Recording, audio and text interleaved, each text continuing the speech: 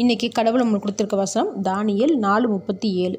ஆகையால் நேபுகாத் நேச்சராகிய நான் பரலோகத்தின் ராஜாவை புகழ்ந்து உயர்த்தி மகிமைப்படுத்துகிறேன்.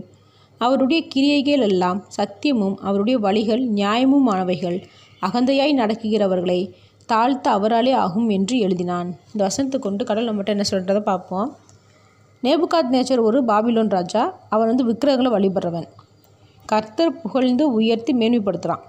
எப்படின்னு பார்த்தோம்னா, ஒரு கனவு கண்டு அதுக்கு அர்த்தம் யாருனாலையும் சொல்ல முடியாமல் போச்சு. அப்போ தானியேல் வரான். அதோட அர்த்தத்தை சொல்கிறான். அதன்படியே சகலமும் ஒன்று விடாமல் ராஜாவுக்கு நடந்துச்சு. சகலத்தையும் ராஜா இழந்து போனான்.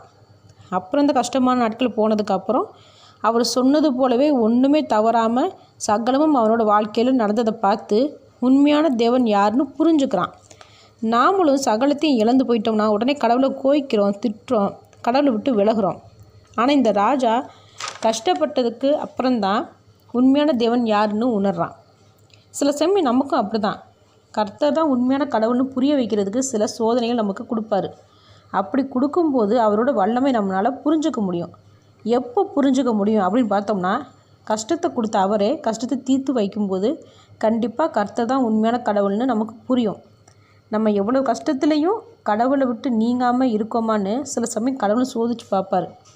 அப்போ நம்ம அவரை விட்டு விலகாமல் நீங்காமல் இருக்கும்போது கண்டிப்பாக நமக்கு சமாதானத்தையும் சந்தோஷத்தையும் கொடுப்பார். ஆமேன்.